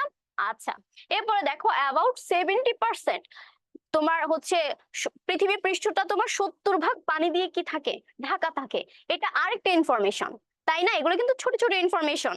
তার মানে এই লাইনটা আমাদেরকে কি করেছে, ইনফরমেশন দিয়েছে, গিভ ইনফরমেশন। এবং সঙ্গে সঙ্গে আরো একটা বিষয়, সেটা হচ্ছে কৌতূহলী করেছে, অর্থাৎ কিউরিয়াস। কেন কিউরিয়াস করেছে? 70 ভাগ যদি পানি দিয়ে ঢাকা থাকে, তাহলে বাকি তোমার 30%, বাকি 30% কি দিয়ে ঢাকা থাকে? এটা একটা তোমার প্রশ্ন আসে না মনে? আচ্ছা, পৃথিবী কিভাবে পানি দিয়ে এভাবে ঢাকা থাকে? পৃথিবীর পৃষ্ঠ যদি পানি দিয়ে ঢাকা থাকে, তাহলে আমরা আছি কোথায়? আমরা তো ভেসে যাওয়ার কথা। এইরকম আরো নানা প্রশ্ন আসে না? আসে। তার মানে এটা আমাদেরকে একই সঙ্গে ইনফরমেশন দিয়েছে, একই সঙ্গে কৌতূহলী করেছে। আচ্ছা, দেখি এটার অ্যান্সার কি। ইট প্রোভাইড, প্রোভাইড মানে কি, সরবরাহ করা। ইট প্রোভাইড মি, এটি আমাকে সরবরাহ করেছে, প্রদান করেছে, ফ্যাকচুয়াল ইনফরমেশন, বাস্তব তথ্য। এটা আমাদেরকে প্রোভাইড করেছে বাস্তব তথ্য। কেন? কারণ 70% এটা সত্য, পৃথিবী যে পানি দিয়ে ঢাকা এটা হচ্ছে বাস্তব অথবা সত্য, এই জন্য হচ্ছে এটা ফ্যাকচুয়াল ইনফরমেশন দিয়েছে। আচ্ছা, অ্যাবাউট আর্থ সারফেস মানে হচ্ছে পৃথিবী পৃষ্ঠ সম্পর্কে এটা আমাদেরকে বাস্তব তথ্য দিয়েছে। That is covered by 70% with water, যেটা 70% পানি দিয়ে কি থাকে, ঢাকা থাকে। And it also make me curious, এবং সেই সঙ্গে এটি আমাদেরকে কি করেছে, কৌতূহলী করেছে। To learn more about earth's vastness, more about earth's vastness মানে হচ্ছে ভাস্টনেস বলতে বোঝানো হচ্ছে বিশালতা, ভাস্টনেস মিন্স বিশালতা। আচ্ছা, পৃথিবীর বিশালতা সম্পর্কে জানতে আমাদের কি করেছে, কৌতূহলী করেছে। অ্যান্ড ডাইভার্সিটি, বৈচিত্র্য সম্পর্কে জানতেও, ডাইভার্সিটি মিন্স বৈচিত্র্য। আচ্ছা, পৃথিবীর বিশালতা এবং বৈচিত্র্য সম্পর্কে জানতে আমাদেরকে কৌতূহলী করেছে। আচ্ছা, এরপরে আসো। আচ্ছা, এরপরে the capital of Greece is Athens. Athens হচ্ছে গ্রিসের রাজধানী। এটাও আমাদেরকে কি দিয়েছে, প্রথমে ইনফরমেশন দিয়ে দিয়েছে, তাই না? এটা একটা ইনফরমেশন। আচ্ছা, and it is known for its rich history. এবং অ্যাথেন্স মানে হচ্ছে গ্রিসের রাজধানী কিসের জন্য পরিচিত? এটা রিচ হিস্টোরি, অর্থাৎ এটার তোমার হাই ইতিহাস নিয়ে, এটা অনেক সমৃদ্ধ ইতিহাস আছে। আচ্ছা, অ্যান্ড কালচারাল হেরিটেজ, এবং সাহিত্য সংস্কৃতির ঐতিহ্য নিয়ে হচ্ছে এটা বিখ্যাত। আচ্ছা, এই দুইটাই কিন্তু আমাদের ইনফরমেশন। প্রথমত কি ইনফরমেশন, গ্রিসের রাজধানী হচ্ছে এথেন্স, এটা একটা ইনফরমেশন। এবং এটা কিসের জন্য বিখ্যাত? এটা হচ্ছে তার সমৃদ্ধ ইতিহাস এবং সংস্কৃতির ঐতিহ্য নিয়ে বিখ্যাত। এগুলো কিন্তু কি ইনফরমেশন। আচ্ছা, যেখানে ইনফরমেশন সেখানেই কৌতূহল জিনিসটা চলে আসে, তাই না? তোমাকে একটা ইনফরমেশন দিলে তোমার আরো একটা জিনিস জানতে ইচ্ছা করবে, তাই না? আমি যখন বলবো হচ্ছে কি যেন গ্রিসের রাজধানী হচ্ছে এথেন্স, তাহলে তোমার মনে একটা প্রশ্ন আসবে যে এথেন্সটা কোথায় অবস্থিত আর গ্রিসটা কোথায় অবস্থিত, ওটা দেখতে কেমন, এথেন্স দেখতে কেমন, তার দেশের, সেই দেশের মানুষগুলো কেমন দেখতে, তাদের ভাষা কি, এই ধরনের আরো অনেক ধরনের প্রশ্ন চলে আসবে, তাই না? তারা কি খায়, কেমন জীবন যাপন, এই ধরনের কিছু প্রশ্ন আমাদের মনে চলে আসবে। তার মানে যেখানে ইনফরমেশন সেখানে কৌতূহল। হ্যাঁ। আচ্ছা, do the statements give you any information? তোমাকে কি কোনো ইনফরমেশন দিয়েছে? হ্যাঁ, অবশ্যই আমাকে এখানে ইনফরমেশন দেওয়া হয়েছে। অর মেক ইউ কিউরিয়াস, তোমাকে কি কৌতূহলী করেছে? যেখানে ইনফরমেশন সেখানে কৌতূহল, তার মানে এটা আমাকে ইনফরমেশনও দিয়েছে, এটা আমাকে কিউরিয়াসও করেছে। আচ্ছা, স্মাইল অর হ্যাপি, নাকি তোমাকে হাসি খুশি করেছে, খুশি করেছে, কোনটা? What do you think so, কেন তুমি এমনটা ভাবছো যে এটা তোমাকে কৌতূহলী করেছে, ইনফরমেশন দিয়েছে, নাকি হাসি খুশি করেছে? আচ্ছা, চলো দেখি। This statements gives me factual information, এটাও আমাকে কি করেছে, বাস্তব তথ্য দিয়েছে। গ্রিসের রাজধানী যে এথেন্স, এটা সত্যি এবং এটা বাস্তব, এই জন্য এটা ফ্যাকচুয়াল ইনফরমেশন। আচ্ছা, অ্যাবাউট এনশিয়েন্ট গ্রিস, প্রাচীন গ্রিসের রাজধানী কোথায় তা সম্পর্কে আমাদেরকে কি দিয়েছে, তোমার ইনফরমেশন দিয়েছে। অ্যান্ড ইটস রিচ হিস্টোরি, এবং এটার সমৃদ্ধ ইতিহাস অ্যান্ড কালচারাল হেরিটেজ, এবং সাংস্কৃতিক ঐতিহ্য সম্পর্কে আমাদেরকে কি দিয়েছে, ইনফরমেশন দিয়েছে। And also make me curious, এবং অবশ্যই আমাকে কিউরিয়াস করেছে। এই কথাটা মনে রাখবা, যেখানে ইনফরমেশন ওখানেই আমাদের কিউরিসিটি, ওখানেই আমাদের কৌতূহল, তাই না? আচ্ছা, মোর অ্যাবাউট গ্রিস। আচ্ছা, মোর অ্যাবাউট গ্রিস সম্পর্কে আরো বেশি জানতে আমাদের কৌতূহল করেছে হচ্ছে, কৌতূহলী করে তুলেছে হচ্ছে এই ইনফরমেশনটা, এই লাইনটা, তাই না? তাহলে এটা আমাদেরকে একই সঙ্গে ইনফরমেশন দিয়েছে, একই সঙ্গে কিউরিয়াস করেছে। ওকে, সবার কাছে ক্লিয়ার? সবাই বুঝতে পেরেছো? আচ্ছা, বুঝতে পেরেছো কিনা অবশ্যই জানাবা, ঠিক আছে? কোনো প্রশ্ন আছে কিনা অবশ্যই জানাবা। আচ্ছা, ফারাবি লিখেছো জি, বুঝতে পেরেছো। আচ্ছা, ঠিক আছে সবাই, জি ম্যাম বুঝেছি, ওকে। আচ্ছা, তাহলে চলো হচ্ছে আমরা নেক্সট চলে যাই। আমাদের নেক্সট হচ্ছে ম্যাচিং দ্য কলাম। আমাদেরকে বলেছে কলাম ম্যাচ করতে। আচ্ছা, সেটা কি কি, এখানে দেখো কলামে কিছু তোমার সেন্টেন্স দেওয়া আছে, এখানে কিছু শব্দ দেওয়া আছে। তোমাকে বলা হয়েছে যে এই কলামের শব্দের সঙ্গে এই কলামের শব্দগুলো মিল করো। আচ্ছা, তার আগে এখানে একটু দেখো, কিউরিয়াস কৌতূহলী, যেটা আমাদেরকে জানার ইচ্ছা জাগিয়ে তোলে। আর হচ্ছে রিফ্লেকটিভ প্রতিফলিত, আয়নায় দাঁড়ালেই কার প্রতিফলন দেখো, নিজের, তাই না? ওটাই। আচ্ছা, পারসিউয়েসিভ মানে হচ্ছে প্ররোচিত, মানে হচ্ছে কোনো কাজ করতে তোমাকে কি করবে, উৎসাহ যোগাবে, কোনো কাজ করতে তোমাকে কি বলে, প্ররোচনা করবে, এইরকম জিনিসটাকে বলা হয় পারসিউয়েসিভ। আচ্ছা, ডিসক্রিপটিভ মানে বর্ণনামূলক, কোনো কিছু সম্পর্কে বর্ণনা দেওয়া, কোনো মানুষ সম্পর্কে বর্ণনা দেওয়া, কোনো জায়গা সম্পর্কে বর্ণনা দেওয়া। ইন্সপিরেশনাল, ইন্সপিরেশনাল মিন্স অনুপ্রেরণামূলক। আচ্ছা, যেটা আমাদেরকে অনুপ্রাণিত করে, ইন্সপায়ার করে, এরকম। এখন দেখো এইখানে কোন কোন সেন্টেন্সের সঙ্গে এগুলা মিলে, তাহলে একটু দেখি চলো। The fluffy white clouds. আচ্ছা, floated in the bright blue sky। আচ্ছা, বলতেছে যে সাদা মেঘগুলো পরিষ্কার নীল আকাশে ভেসে বেড়াচ্ছে। ফ্লোট মানে হচ্ছে ভেসে বেড়ানো। আচ্ছা, তাহলে এই জিনিসটা আসলে কি? এটা কি তোমাকে ইনফরমেশন দিয়েছে, কিউরিয়াস করেছে, নাকি তোমাকে প্ররোচিত করেছে, নাকি তোমাকে বর্ণনা দিয়েছে কোনো কিছুর, নাকি অনুপ্রেরণা দিয়েছে? এটা কি করেছে আসলে বলো তো? নীল আকাশে সাদা মেঘগুলো ভেসে বেড়াচ্ছে, এটা আমাদেরকে কি দিয়েছে? বর্ণনা দিয়েছে। এটা আমাদেরকে কি দিয়েছে? বর্ণনা দিয়েছে। এটা একটা ডিসক্রিপশন, অর্থাৎ আকাশটা কিরকম নীল, আকাশের ধরনটা তোমাকে বর্ণনা করলো। মেঘগুলো কেমন, সাদা ফ্লাফি মেঘ, তারপরে তুলোর মতো মেঘ, ওগুলা কি করছে? আকাশে ভেসে বেড়াচ্ছে, তাই না? এই পুরোটাই একটা ডিসক্রিপশন বা বর্ণনা। তার মানে আমাদের এর সঙ্গে যাবে 4 নাম্বার, অর্থাৎ A+4। ঠিক আছে? আচ্ছা, এরপরে আসো B number. Every mistake is an opportunity to learn and grow. প্রত্যেকটা ভুলের মধ্যেই হচ্ছে শেখার এবং গ্রো করার, বিকাশ করার কি সুযোগ আছে। আচ্ছা, তাহলে এটা আমাদেরকে কি দিয়েছে বলতো? অনুপ্রেরণা দিয়েছে, তাই না? প্রত্যেকটা ভুলের মধ্যে আমাদের কিছু শেখার আছে। তুমি ভুল করে ফেলেছো, এখন তোমাকে মারপিট না দিয়ে আমি বললাম যে আচ্ছা ঠিক আছে, এবার ভুল হয়ে গেছে, নেক্সট টাইম যেন আর ভুল না হয়, এবং এই ভুলটা থেকে তোমাকে শিখতে হবে। দ্বিতীয়বার কোথায় তোমার কোন কাজটা করলে এই ভুলটা তোমার আর কখনো হবে না, এই জিনিসটা তোমাকে শিখতে হবে। এই যে আমি তোমাকে এই কথাগুলো সুন্দর করে বললাম, তোমার কি হলো? তুমি কি হইলা? ইন্সপায়ার পাইলা না? অনুপ্রাণিত হইলা না যে ঠিক আছে ঠিক আছে, আমি আর ভুল করব না, এরকম একটা ফিলিং আসে, তাই না? এটাকে বলা হয় ইন্সপিরেশনাল, অর্থাৎ অনুপ্রেরণামূলক। তার মানে এটা আমাদেরকে অনুপ্রেরণা দেয়। তাহলে বি চলে যাবে 5 এর সঙ্গে। ঠিক আছে, সবাই বুঝতে পারতেছো তো? ওকে, দেন চলো C number. I wonder why some plants. আমি হচ্ছে আশ্চর্য হই কেন কিছু গাছে হ্যাভ ডিফারেন্ট কালার্ড ফ্লাওয়ার্স। কেন কিছু গাছে ভিন্ন ভিন্ন রঙের ফুল হয়, এটা দেখে আমি খুবই আশ্চর্য হই, তাই না? তোমরা প্রায় দেখবা সাদা গোলাপ গাছ যদি লাগানো হয়, এই সাদা গোলাপের ফুলগুলো মাঝে মাঝে গোলাপি হয়ে যায়, তাই না? একটা ফুল সাদাও আছে, আরেকটা ফুল গোলাপিও আছে, একই সঙ্গে দুইটা ফুল দুই রকমের। তো এই জিনিসগুলো আমাদেরকে কি করে? আশ্চর্য করে, তাই না? আমরা অবাক হয়ে যাই যে একটা গাছের মধ্যে কিভাবে ভিন্ন ভিন্ন রঙের ফুল হয়। তার মানে এটা আমাদেরকে কি করেছে বলতো? কৌতূহলী করেছে। আমি যে আশ্চর্য হয়ে গেছি, এটা আমাকে কৌতূহলী করে তুলেছে, যে পরবর্তীতে আমি এই তথ্যটা খুঁজে বের করব, তাই না? তার মানে যেখানে ইনফরমেশন সেখানেই কৌতূহল, এটা আমাদেরকে কি করেছে?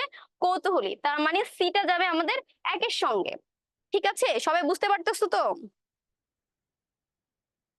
আচ্ছা, আফিফ হাসান লিখেছো আমার পরীক্ষা থাকার কারণে ক্লাসে জয়েন হতে পারি না।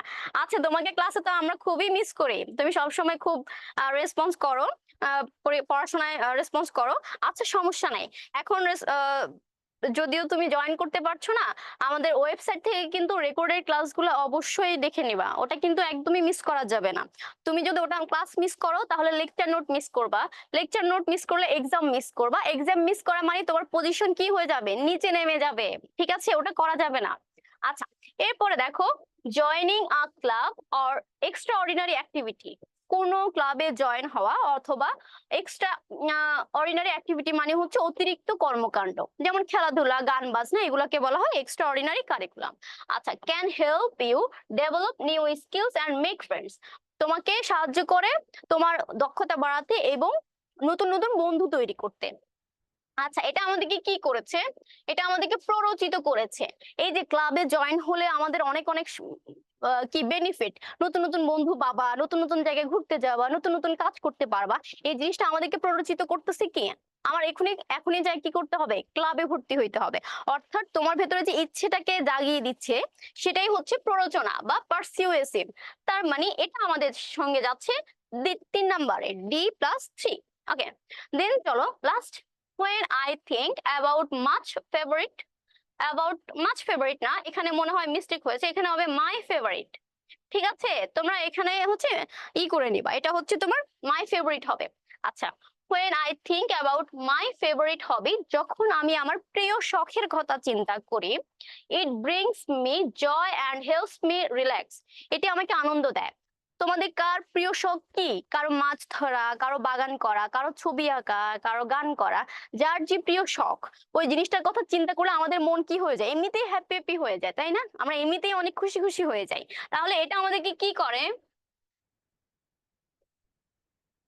E+2 এটা আমাদেরকে প্রতিফলিত করে, রিফ্লেক্টিভ করে। রিফ্লেক্টিভ মানে হচ্ছে তোমার ভেতরে যে আনন্দ সেটা বাইরে প্রকাশ পাওয়া। এই ফেভারিট হবিটা দিয়েই হচ্ছে তুমি তোমার মনের ইচ্ছাটাকে বাইরে বের করে নিয়ে আসো। এটা হচ্ছে আমাদের আনন্দ প্রতিফলিত করে, রিফ্লেক্ট করে। আচ্ছা, তো এটা হচ্ছে আমাদের ম্যাচিং কলাম ছিল। সবাই ক্লিয়ার কিনা?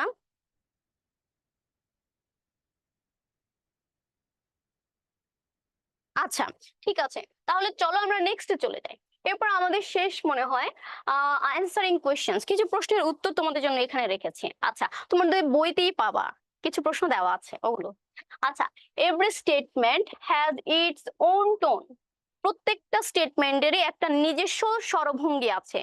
Do you agree? তুমি কি এটার সঙ্গে একমত? হ্যাঁ, আমি অবশ্যই এটার সঙ্গে একমত। প্রত্যেকটা, আমি কিন্তু প্রথমে বলেছিলাম, প্রত্যেকটা স্বরের, প্রত্যেকটা বক্তব্যের, প্রত্যেকটা কথার আলাদা একটা স্বরভঙ্গি আছে। আচ্ছা, ইফ ইয়েস হোয়াই? যদি হ্যাঁ হয় তাহলে কেন? আচ্ছা, চলো আমরা একটু এক্সপ্লেইন করি। Yes, I agree that every statement has it own tone. হ্যাঁ, আমি এটার সঙ্গে একমত। প্রত্যেকটা কথার, প্রত্যেকটা বক্তব্যের আলাদা আলাদা স্বরভঙ্গি আছে। ওই যে বললাম, কিছু স্বরভঙ্গি তোমার রাগ প্রকাশ করে, কিছু স্বরভঙ্গি তোমার আনন্দ প্রকাশ করে, কিছু কথার টোন তোমার মন খারাপ ওইটা প্রকাশ করে। তার মানে প্রত্যেকটা বক্তব্যের আলাদা আলাদা টোন আছে। আচ্ছা, tone expresses the attitude, sense or emotions exactly what someone wants to say. আচ্ছা, টোন হচ্ছে কি কি প্রকাশ করে? তোমার দৃষ্টিভঙ্গি অ্যাটিটিউড, তোমার সেন্স অনুভূতি, তোমার ইমোশন, তোমার আবেগ, exactly what someone wants to say. Exactly সেই জিনিসটাই প্রকাশ করে যা কেউ বলতে চাচ্ছে বা প্রকাশ করতে চাচ্ছে। টু আদার্স, অন্যদের কাছে তুমি কোন জিনিসটা প্রকাশ করতে চাচ্ছ, তোমার ভালো লাগা খারাপ লাগা, সেই জিনিসগুলো হচ্ছে কে প্রকাশ করে? আমাদের স্বরভঙ্গি বা টোন, কথার টোন। ফর এক্সাম্পল, যেমন উদাহরণ দিয়ে একটু বুঝাই, using the words happy or cheerful. তুমি যখন কোনো কিছুতে খুশি থাকবা, অর্থাৎ আনন্দিত থাকবা, তখন কি বলবা? I am super happy. I am super happy, আমি খুব বেশি খুশি, তাই না? তার মানে হ্যাপি শব্দটা ব্যবহার করলা, অথবা চেয়ারফুল ব্যবহার করলা। Suggest that someone might be happy. তার মানে হ্যাপি এবং চেয়ারফুল ব্যবহার করাতে বোঝা যায় যে কেউ হচ্ছে খুব খুশি, কেউ হতে পারে খুব খুশি। অন দা আদার হ্যান্ড, অন্যদিকে তুমি যদি তোমার খারাপ লাগা মনোভাব প্রকাশ করতে চাও, তোমার মন খারাপ সেটা যদি প্রকাশ করতে চাও, তাহলে তুমি কিন্তু এটা বলবা না যে আই এম সুপার হ্যাপি, তখন কি বলবা? আই এম সুপার স্যাড, তাই না? আমি খুবই দুঃখিত বা আমি খুবই কষ্টে আছি, এরকম কিছু। আচ্ছা, ক্রাইং অর উইপিং। আচ্ছা, ক্রাইং মানে হচ্ছে কান্না করা, হুইপিং মানে হচ্ছে ফুফিয়ে ফুফিয়ে কাঁদা, এরকম দুইটাই কান্না করা বোঝায়। আচ্ছা, এটা যদি ব্যবহার করো কোন সেন্টেন্সে, ক্রাইং অর হুইপিং, তাহলে কি হবে? Suggest that someone might be pain or sad. কেউ হচ্ছে কষ্টে আছে অথবা কেউ দুঃখে আছে। কেউ যখন কাঁদে অথবা কান্না করা শব্দটা লিখে, এর অর্থ হচ্ছে সে হচ্ছে কি আছে, কোথাও কষ্টে আছে অথবা দুঃখে আছে। আচ্ছা, যখন তুমি কষ্ট থাকবা তখন স্যাড ব্যবহার করবা, ক্রাইং ব্যবহার করবা। শব্দের ব্যবহারের মাধ্যমেই তুমি বুঝতে পারবা যে তুমি এখন কি খুশি আছো নাকি দুঃখে আছো। আচ্ছা, so every statement has it own tone. তার মানে প্রত্যেকটা কথার আলাদা আলাদা স্বরভঙ্গি আছে। ওকে, দেন চলো নেক্সট। Do you think? তুমি কি মনে করো? অথর্স কনভে, অথর বলতে লেখকদেরকে বোঝানো হয়েছে, কর্তৃপক্ষ অথবা লেখক যারা বই লেখেন, কবিতা লেখেন, তাদের কথা। Convey their own moods or feeling through their writing. আচ্ছা, লেখক বা কবিরা কি তার লেখার মাধ্যমে নিজেদের অনুভূতিগুলো প্রকাশ করে, নিজেদের অনুভূতিগুলো প্রদান করে? তুমি কি এটা মানে এগ্রি করো? Do you agree? Explain your answer with an example. তুমি তোমার উত্তরটা একটা উদাহরণের মাধ্যমে দেখাও।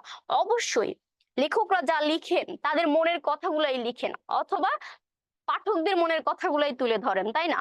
নিজেদের চিন্তা ভাবনা, আমি কি চিন্তা করি, কি বিশ্বাস করি, আমার কি নীতি, হ্যাঁ, এই জিনিসগুলাই আমরা হচ্ছে লেখায় ফুটে তুলে।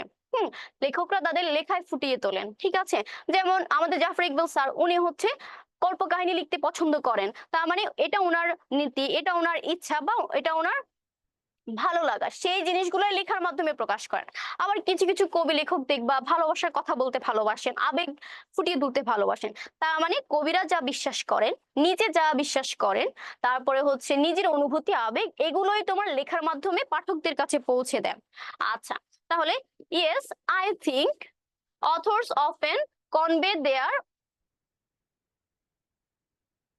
আচ্ছা কনভে দেয়ার ওন মুডস। হ্যাঁ, আমি এটা বিশ্বাস করি বা আমি মনে করি যে লেখকরা প্রায়ই নিজেদের মুডস, মেজাজ, ফিলিং, অনুভূতি, তারপরে হচ্ছে ও ইমোশন, আবেগ এই জিনিসগুলো থ্রু দেয়ার রাইটিংস নিজেদের লেখার মাধ্যমে প্রকাশ করে বা পাঠকদের কাছে পৌঁছে দেয়।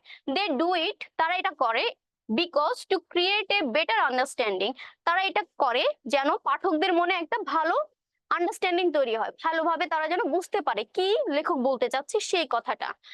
ইন দ্য রিডার্স মাইন্ড, পাঠকদের মনে ভালোভাবে একটা বোঝার আবহাওয়া তৈরি করা, অথবা উনি যে বিষয়টা সম্পর্কে আলোচনা করতে চাচ্ছেন সেই বিষয়টা পাঠকদের মনে ঢুকিয়ে দেওয়ার জন্য ওনারা এই কাজটা করে থাকেন। For example, if an author, যদি কোনো লেখক wanted to share a pleasant memory, যদি কোনো লেখক পাঠকদের সঙ্গে তার জীবনের কোনো সুন্দর ঘটনা অথবা আনন্দপূর্ণ মেমোরি বা স্মৃতি যদি প্রকাশ করতে চায় বা শেয়ার করতে চায় with readers, they do use, তারা কি কি ইউজ করে, যেমন এক্সাইটিং, তারপরে মেমোরেবল, স্পেশাল, এই জিনিসগুলো ব্যবহার করে, তাই না? কোনো মেমোরি যদি তুমি কারোর সঙ্গে শেয়ার করতে চাও তাহলে সেটা কোন কোন অর্থ শব্দ দিয়ে তুমি প্রকাশ করবা? যেমন এক্সাইটিং, আমি তখন অনেক এক্সাইটেড ছিলাম, এই জিনিস শব্দগুলা, হ্যাপি ছিলাম, তারপরে মেমোরেবল ছিল, স্মৃতিপূর্ণ ছিল, তারপর স্পেশাল, জিনিসগুলো খুব বিশেষ ছিল। এই ধরনের শব্দগুলো, এই ধরনের টোনগুলো আমরা ব্যবহার করি। ওকে, দেন চলো আমরা নেক্সটে চলে যাই। এরপরে যেটা আছে সেটা হচ্ছে C number, while doing the activity how do you identify the writer's mood or feelings in the statement? আচ্ছা, এই যে অ্যাক্টিভিটি গুলো করতেছো, তুমি এই জিনিসগুলো পড়তেছো, বুঝতেছো, এই জিনিসগুলো করার সময় তুমি কিভাবে লেখকের মুড ধরতে পারবা, অর্থাৎ লেখক কোন মুডে আছেন, কোন মুড নিয়ে লিখেছেন, কোন আবেগটা ব্যবহার করেছেন সেটা কিভাবে ধরতে পারবা? ওই যে শব্দের ব্যবহার, আমি একটু আগে বললাম খুশি থাকলে হ্যাপি ব্যবহার করবা, প্লিজেন্ট ব্যবহার করবা, চিয়ারফুল, দুঃখ থাকলে ক্রাইং, স্যাড, এগুলো ব্যবহার করব। তারপরে এক্সাইটেড থাকলে এক্সাইটেড ব্যবহার করব, মেমোরেবল, স্পেশাল, এই শব্দগুলো। আচ্ছা, while doing the activity, যখন এই কর্মকাণ্ড করছিলাম বা কাজ করছিলাম, I can identify the writer's mood, আমি হচ্ছে লেখকের মুডটা আইডেন্টিফাই করতে পারবো, or feeling, অথবা তার অনুভূতিও কি করব, আইডেন্টিফাই করতে পারবো, by analyze, analyze মানে গবেষণা করে, the choice of word, তার ওই যে বললাম শব্দের শব্দ চয়ন, অর্থাৎ কোন শব্দটা উনি ব্যবহার করেছেন কি প্রকাশ করতে, শব্দ চয়ন দেখে আমরা বুঝবো যে রাইটার কোন মুডে আছেন। আচ্ছা, choice of words and tone of the writing, এবং লেখার স্বর, লেখার বাচন ভঙ্গি দেখে, লেখার ভঙ্গিমা দেখে আমরা বুঝতে পারবো লেখক কিভাবে আছেন। এক্সাইটেড অর ওয়ান্ডার, এক্সাইটেড অথবা ওয়ান্ডার যদি কোনো লেখায় থাকে তাহলে এটার অর্থ হলো suggest that writer is expressing interest or curiosity. আচ্ছা, এক্সাইটেড অথবা ওয়ান্ডার যদি কোনো লেখায় থাকে তার মানে লেখক কোনো কিছুতে ইন্টারেস্ট অথবা তার কৌতূহল উদ্দীপক মনোভাব প্রকাশ করেছেন, এরকম একটা বিষয় আসে, তাই না? যদি লেখক হ্যাপি থাকে তাহলে তিনি কি লিখবেন, happy, special, I am super happy, তারপরে প্লিজেন্ট, চিয়ারফুল, জয়ফুল, এই ধরনের ওয়ার্ড ব্যবহার করবেন। আচ্ছা, তার মানে ওয়ার্ড দেখে আমাদের বুঝতে হবে যে লেখক কোন মুডে আছেন। আচ্ছা, এরপরে চলো D number, have you ever experience the tone of the writer while reading any text? বলা হচ্ছে যে তুমি কখনো ফিল করেছো যে কোনো টেক্সট পড়েছো, ধরো কোনো গল্প পড়ছো, কবিতা পড়ছো, তো গল্প বা কবিতা পড়ার সময় তুমি কখনো ফিল করেছো যে রাইটার কোন মুডে আছেন অথবা কোন চরিত্রটাকে তোমার কিভাবে এক্সপ্রেস করেছেন, এগুলো কখনো ফিল করেছো? ওই জিনিসটা তোমার কাছে জানতে চেয়েছেন। আচ্ছা, টেক্সট অবলিক লিটারারি ওয়ার্ক, আচ্ছা সাহিত্য অথবা কোনো তোমার প্রবন্ধ হোক, যেটাই হোক। আচ্ছা, ইফ ইয়েস, যদি হ্যাঁ হয়, describe with an example how you know the writer's tone. আচ্ছা, যদি হ্যাঁ হয়, যদি কোনো সাহিত্য পড়ে তুমি বুঝতে পারো যে এই কবিতা লেখকের এই মুড ছিল,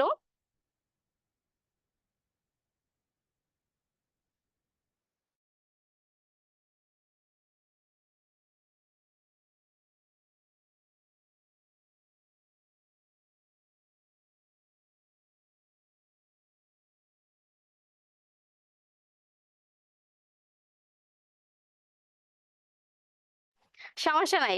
আচ্ছা ঠিক আছে। এরপরে দেখো তোমাদের যদি বলা হচ্ছে যে কোনো কবিতা, গল্প, উপন্যাস পড়ে যদি তোমার কিরকম অনুভূতি হয়েছে, ধরো একটা কবিতা পড়ছো, ওই কবিতাটাতে রবীন্দ্রনাথ ঠাকুর, এই যে একটু আগে তোমরা যেটা পড়েছো আমাদের ছোট নদী, ওখানে রবীন্দ্রনাথ ঠাকুর কি করেছেন, ওনার প্রকৃতির সৌন্দর্যটা বর্ণনা করেছেন। তাহলে রবীন্দ্রনাথ ঠাকুরের কবিতার লাইনগুলো পড়লে আমরা বুঝতে পারি না যে কবি তখন খুব ভাবুক অবস্থায় ছিলেন, খুব কল্পনা অবস্থায় ছিলেন, কল্পনা বিলাসী ছিলেন, খুব স্বপ্নাতুর ছিলেন, তাই না? তারপরে খুব হ্যাপি মুডে ছিলেন, ভালো মুড ছিলেন, এই জন্য কবিতাটা এত সুন্দর হয়েছে। তার মানে কবিতার লাইন, কবিতার শব্দ চয়ন দেখে আমরা বুঝতে পারবো যে লেখক কোন মুডে ছিলেন, তার অনুভূতি তখন কেমন ছিল, এই জিনিসগুলো আমরা বুঝতে পারবো। আচ্ছা, এরপরে দেখো তোমাদেরকে বলা হয়েছে যে একটা উদাহরণ দিয়ে করার জন্য, এক্সপ্লেইন করার জন্য। আচ্ছা চলো একটু দেখি। Yes, I have experienced the tone or the writer.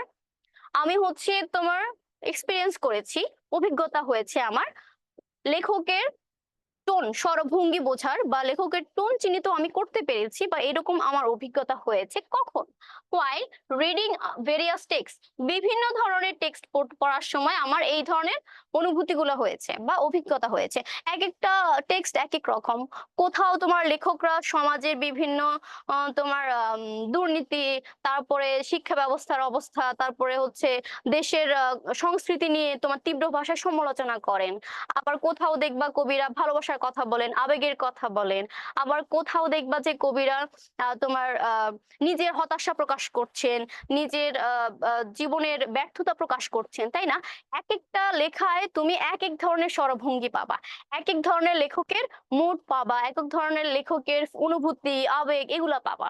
আচ্ছা, ওখান থেকে তোমাকে একটা এক্সাম্পল দিতে বলা হয়েছে। আচ্ছা, for example, when reading the story, যখন আমি গল্প পড়ছিলাম, কোন গল্প? Pride and prejudice. আচ্ছা, প্রাইড অ্যান্ড প্রেজুডিস হচ্ছে তোমাদের নেক্সট ক্লাসে থাকবে, নেক্সট না, এর পরের ক্লাসে থাকবে। আচ্ছা, এই প্রাইড এন্ড প্রেজুডিস হচ্ছে অল্প একটুখানি দেওয়া আছে একটা গল্পের, সেটা তোমাদের স্টোনস ইন স্টেটমেন্ট এই চ্যাপ্টারে অন্তর্ভুক্ত, এবং এখান থেকে তোমাকে বলা হবে যে বিভিন্ন টোন গুলো কি করো, আইডেন্টিফাই করো। সেজন্য আমি এটাই ব্যবহার করেছি, যাতে তোমরা পরের ক্লাসে এটার সঙ্গে রিলেট করতে পারো। অন্য কোনো দিলে হয়তো তোমরা রিলেট করতে পারতে না। আচ্ছা, প্রাইড এন্ড প্রেজুডিস হচ্ছে তোমার জেন অস্টেনের একটা লেখা, একজন লেখক যার নাম হচ্ছে জেন অস্টেন। তোমরা মনে হয় পরবর্তী 2 পেজ পরেই পাবা। হ্যাঁ, মনে হয় তোমার 53-54 নাম্বার পেজেই পাবা। তো ওখানে ওনার একটা কবিতা, সরি, গল্প আছে, সেটার নাম হচ্ছে প্রাইড অ্যান্ড প্রেজুডিস। ওখানে উনি ওনার স্বরভঙ্গির বিষয়টা ব্যাখ্যা করেছেন, কিভাবে উনি চরিত্রটাকে ব্যাখ্যা করেছেন, চরিত্রের কোন কোন দিকগুলো উনি তোমার ব্যঙ্গাত্মক ভাবে ব্যাখ্যা করেছেন, কোনগুলো নিয়ে সমালোচনা করেছেন। হ্যাঁ, এই জিনিসগুলো আছে, সেজন্য আমি এইটাই তোমাদের জন্য নিলাম। আচ্ছা, পরের ক্লাসে এটা রিলেট করতে পারবা তাহলে।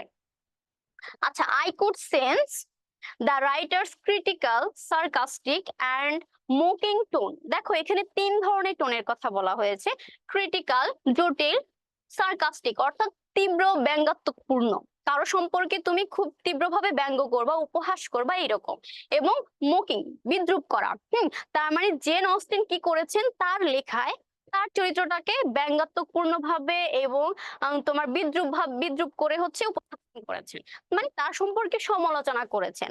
তার মানে এইটা হচ্ছে কোনো রোমান্টিক টোন না, কোনো অ্যাগ্রেসিভ টোন না। এটা হচ্ছে তোমার 3 ধরনের টোন একসঙ্গে ব্যবহার করেছেন। একটা ছিল ক্রিটিক্যাল, একটা সার্কাস্টিক, একটা মোকিং। আচ্ছা, tone towards mister Collins. Mister Collins হচ্ছে আমাদের প্রাইড এন্ড প্রেজুডিস, অর্থাৎ তার লেখার চরিত্র, মেইন চরিত্র। আর এই মেইন চরিত্রটাকে উনি কি করছে, একেবারে মানে ধুয়ে দিছে, যেটাকে বলে সার্কাস্টিক এবং মোকিং, অর্থাৎ তীব্র ব্যঙ্গাত্মকপূর্ণ এবং বিদ্রূপ শব্দ ব্যবহার করেছেন। তারপর উপহাস করেছেন যে মিস্টার কলিন্সের এটা ভালো না, মিস্টার কলিন্সের ওইটা ভালো না, এইভাবে সমালোচনা করেছেন। আচ্ছা, তার মানে এটাই হচ্ছে আমাদের জেন অস্টেনের টোন বা স্বরভঙ্গি। আচ্ছা, এরপরে দেখো মিস্টার কলিন্স। আচ্ছা, so by analysing the words, সুতরাং শব্দ বিশ্লেষণ করে by analysing words that are used in the text, যেগুলো আমাদের টেক্সটে ব্যবহার করা হয়েছে, ওই শব্দগুলো বিশ্লেষণ করে I could know the writer's tone, আমি জানতে পারবো রাইটারের স্বরভঙ্গি বা বাচনভঙ্গি। তার মানে কোনো টেক্সট এবং কোনো প্রবন্ধ, গল্প, উপন্যাস যেটাই বলি না কেন, সেগুলোর যদি তুমি টোন আইডেন্টিফাই করতে চাও, রাইটারের মুড আইডেন্টিফাই করতে চাও, অনুভূতি আইডেন্টিফাই করতে চাও, একটাই নিয়ম, সেটা হচ্ছে বাই অ্যানালাইজিং ওয়ার্ডস। উনি কোন কোন ধরনের শব্দ ব্যবহার করেছেন সেগুলো যদি তুমি সিলেক্ট করতে পারো, বুঝতে পারো, তাহলে আইডেন্টিফাই করতে পারবা যে এই লেখাটা কোন টোনে লেখা হয়েছে। যেমন জেন অস্টিন কি করেছেন, জটিল, ব্যঙ্গাত্মকপূর্ণ এবং বিদ্রুপকারী শব্দগুলো ব্যবহার করেছেন। ঠিক আছে, এটাই হচ্ছে ওনার টোন। এখন যদি হ্যাপি, এক্সাইটেড থাকতো তাহলে অনেক আনন্দের বা খুশির কিছু থাকতো। হ্যাঁ, লাভ, অ্যাফেকশন থাকলে হচ্ছে ওটা ভালোবাসার বা আবেগের কিছু হতো। আচ্ছা, সবাই বুঝতে পেরেছো? ওকে, আমাদের ক্লাসটা প্রায় আজকে শেষ। তো আজকে যেটা পড়িয়েছি সেখান থেকে তোমাদের ছোট্ট কিছু হোমওয়ার্ক, বেশি দিব না। সেটা হচ্ছে write a short note about tone. এই যে আমি টোন সম্পর্কে কি এতক্ষণ হ্যান ত্যান বলছি না, এগুলো থেকে তোমাকে একটা শর্ট নোট লিখতে হবে। ঠিক আছে, এরপরে দেখো, how do you identify different types of tone in a statement. তুমি কিভাবে কোন স্টেটমেন্ট থেকে টোন সিলেক্ট করবা, আমি একটু আগেই বলে দিয়েছিলাম, বাই কি অ্যানালাইজিং ওয়ার্ডস, তাই না? আচ্ছা, ওটাকে 5 to 10 লাইনসে একটু লিখবা ব্যাখ্যা ট্যাখ্যা করে এক্সাম্পল দিয়ে। আচ্ছা, write a short note about importance of tone in any statement. যে কোনো বক্তব্যের টোনের ইম্পর্টেন্স, গুরুত্বপূর্ণ কিনা টোন, সেটা তোমাকে একটু ব্যাখ্যা করতে হবে। টোনের গুরুত্ব, স্বরভঙ্গির গুরুত্ব, এটাই হচ্ছে আজকে তোমাদের হোমওয়ার্ক। আচ্ছা, তো এতক্ষণ তো অনেকেই ছিল, যারা যারা ছিল অনেক ধন্যবাদ। আজকের ক্লাসটা কার কেমন লেগেছে এবং কতটুকু বুঝতে পেরেছো জানাতে পারো। কোনো প্রশ্ন থাকলেও বলতে পারো। আর তোমাদের লেকচার নোট হচ্ছে ওয়েবসাইটে পেয়ে যাবা। অবশ্যই লেকচার নোট ফলো করবা। লেকচার নোটের সার কথা থাকবে, সরি, এই লেকচারের সার কথা থাকবে লেকচার নোটে, এবং বিস্তারিত আরো অনেক কিছু পাবা। তো লেকচার নোট অবশ্যই ফলো করবা। লেকচার নোট ফলো করার পর তোমাদের যে ডেইলি এক্সাম আছে ওটা অবশ্যই দিয়ে দিবা। আর যদি দিয়ে না যাও তাহলে কি পজিশন একদম পেছনে চলে যাবে। আচ্ছা, নাজাত হোসেন লিখছে ভালো লাগছে না। আচ্ছা, ঠিক আছে, অনেক ধন্যবাদ। সবাই ভালো থাকো, সুস্থ থাকো। তোমাদের সঙ্গে আবার দেখা হবে নেক্সট ক্লাসে। আর হচ্ছে পড়াশোনা একটু ভালোভাবে করো, ডেইলি এক্সাম দাও, লেকচার নোট ফলো করো। আল্লাহ হাফেজ।